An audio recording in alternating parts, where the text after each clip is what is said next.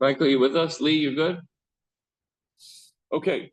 Today is the 8th day of Elul, September 1st, which means we officially take over the space across the hall for the Kinderlach.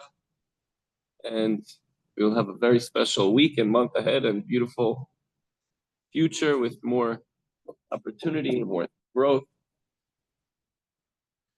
Speaking of which, the act of tzedakah creates harmony and peace, synthesizing the opposing forces of kindness and restraint. So the toil of tzedakah, meaning going beyond one's means, has an even greater effect. Overview of Epistle 12. Now, Yud Beis. The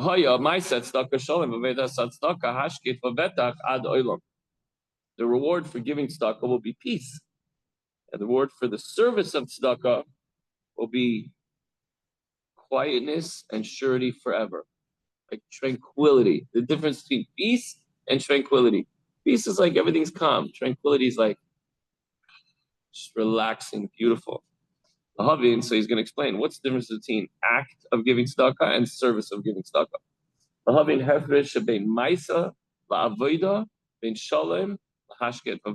the difference between act and service of tzedakah, and the difference between peace and like total, what was the word I used? Serenity.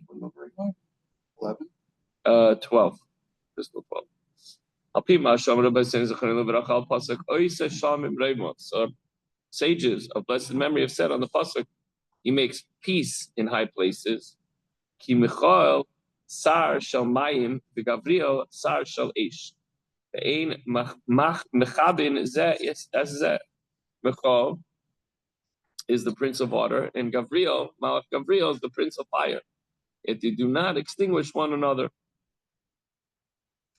Though water seeks to quench fire, and fire endeavors to vaporize water, and Michael is the prince of water, and Gavriel is the prince of fire, nevertheless, they do not extinguish one another. Remember the famous Yaakov Agam, what do you call it? It wasn't a portrait, it was it's the water with the fire in the middle. What do they call that? A what? No, but what do they call it? Who? Help. No, let's say you have a sculpture, but it's not a sculpture. It's like a piece, like an art piece, but there's a word for it. Anyway, there's water. No, he has like water flowing and fire comes out of the middle. So it's like a nice, you know what I'm talking about, right? It's a famous Yaakov Agam piece. So usually that's the whole point. This is probably based on the pasuk. Usually, either you're taking water to put out the fire, or if there's a raging fire, then it evaporates the water. But here it says they're coexisting. Kalema, this means to say, not that Michal's substance derives from the spiritual element of water, and Gavriel's substance derives from the spiritual element of fire. What? Yagam fountain, right? But what's the piece called? Just a piece of art? Sculpture. In Dizengoff Square, exactly. Right. Yep, sculpture. Usually sculpture is like a hard piece that's there, it's set, but when it's water and it's flowing and it's fire, I don't know, maybe there's another word. Fountain? Oh, the kinetic fountain. Kinetic fountains, thank you.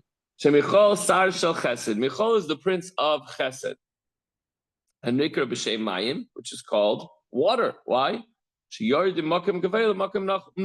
it goes from a high place to a low place. Not that when you're giving kindness to someone, you're up here and he's down here, but there's a constant flow. And it's always, water is always giving and always flowing downstream, and a person should always be giving. So in spiritual terms, this descent means the bestowal, the fusion of divine life force from the higher worlds to the lower worlds. So just like we're supposed to act in the image of Hashem, Hashem is always giving to us, we should always be giving to others. Chinas Eish, what's this Indian of fire? The nature of it is to go up. You see the flames that are flickering on the candles, right? They're always going up. They're jumping off the wick. Where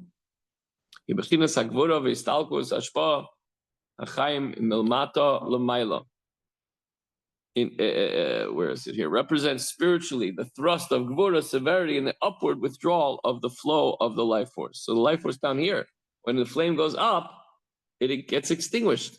It jumps off the wick, and now it doesn't exist anymore. In order not to bestow it except by way of an intense and immense contraction.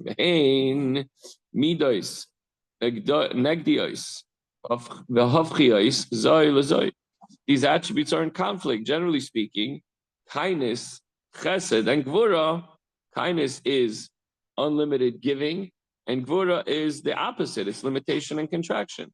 So usually there are counter opposites. I know kashem, kashahem, mechinas midas levadon. But that's only when they are in their pristine state as attributes. As we said about this sculpture, this beautiful flow of water and fire, there's times when it can beautifully coexist. Let's see. Inasmuch as the attributes are inherently limited, and indeed the very word mida means measure, like mida keneged mida, but measure for measure. Measure means it's limited. Each of them is confined to its innate characteristics, and chesed to expansiveness, and gvura to withdrawal. Nevertheless, HaKadosh Baruch Hu oiseh shalom b'neihem. Hashem makes peace amongst them. They can coexist if Hashem so wills. Through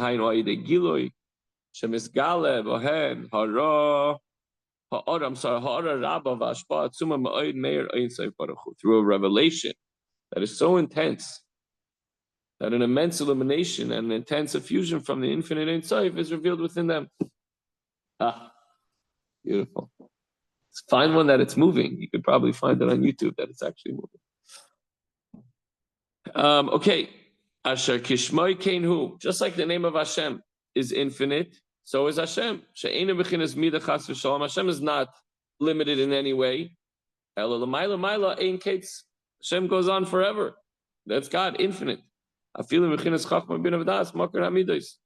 Even the rank of the intellectual faculties of Chachma Das, which stands for Chabad, which is the source of the attributes, and surely Hashem transcends the attributes themselves. It's not just that there's expansive attributes that emanate from Hashem, but that He's above all those attributes. And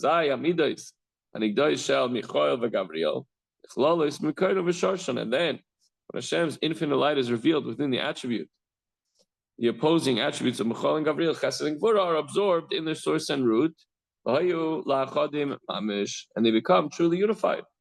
And they are nullified in Hashem's light, which radiates to them in a manifest and a more tangible way. So once their individuality is nullified, they no longer oppose each other. Let's give an analogy. The intense enmity of two high officials dissolve in the presence of their sovereign into friendship. You have two guys that are, you see in politics, they're going after each other. Suddenly, somebody else wins. They're sitting on a cabinet together. They're sitting in the meeting. Suddenly, they're working together. What happened 3 months ago? They were going at each other. But in the presence of the boss or the king or the president, now they work together. It's because of their joint nullification before the king that this unity comes about. So too, the defined bounds of the various attributes dissipate in the face of limitless revelation of the infinite light. Okay, let's make it a little bit more practical. Brothers like to fight, but as soon as someone starts up with them, they join forces, right? It's a simple mashal, but that's sometimes even couples, they're arguing about everything. They go out to eat in public, and suddenly they get along and they work things out. Azai mismazgim or mismatkin. Hagvurais bechosadim. The gvurais are thereby tempered and mellowed in the kindness and are transformed into good and kindness. Remember yesterday we were talking about how you have to see the good in everything. So it could be the whatever it is that seems opposite of good could be transformed and should be and will be. By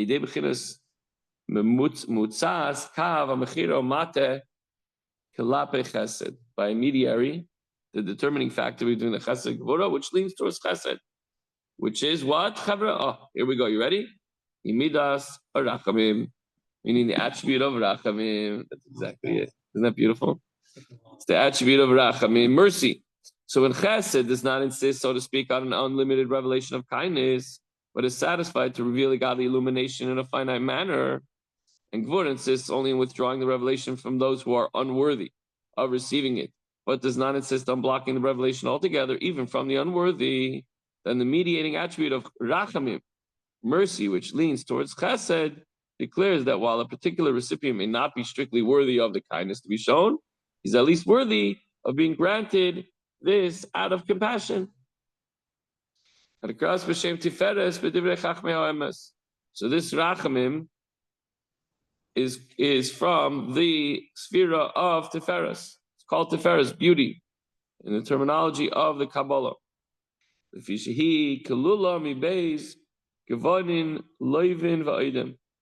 It's made up of the two colors, white and red. I remember when I was sitting in a class with Rabbi Leshes, and he was saying, like, each one has a different color. And this, he was like, so if you go in space, you're going to see the colors? He goes, no, but Kabbalah brings examples so we can have a relationship with it. So when you take two colors, white and red, what does it make up?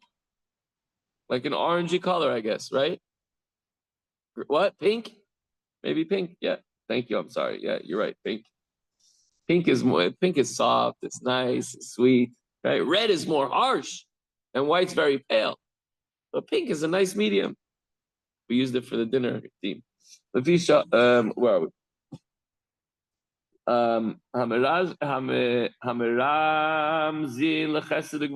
Okay, so we have the two colors, which allude to the chesed and gevurah respectively. Rachamim is therefore called Tiferes, because there's a beauty and a harmony of diverse colors. The name Havaya, Yud Kevavke, as it appears, unqualified throughout the Torah, therefore indicates the attribute of Tiferes, which again is this harmony and this from Rachamim. As is stated in the Holy Kabbalah, that each of the divine names indicates one of the supernal names, supernal attributes of Hashem. The name Kel, for example, indicates Chesed, Elikim, Gvura. That's why it's creating of nature. That's why Elikim is the attribute that creates nature, which everything is limited and measured and defined. And an unqualified appearance of the ultimate divine name, Havaya, which is known as Shem or Etzem, the essential name, alludes to the attribute of Tiferes. Why? Yes, it says, because here in Tiferes, the infinite, the light of Hashem becomes manifest in the immense illumination, surpassing that of the other divine attributes. So this then is the meaning of the above quotation, that Hashem makes peace, makes peace in his high places. The revelation of God's infinite light makes peace between Michal, which is fire, and Gabriel, which is water, Chesed. I'm sorry, the opposite. Water and the fire, which represents Chesed, water and Gvura, which is represented by fire. So takeaway is Hashem makes peace in the upper world. Fire and water are technically two opposites. The angel Michal and Gabriel have opposite tendencies, yet Hashem is not bound by opposites. Hashem is the ultimate unifier and can bring anything and anyone together. All right. Have a wonderful day.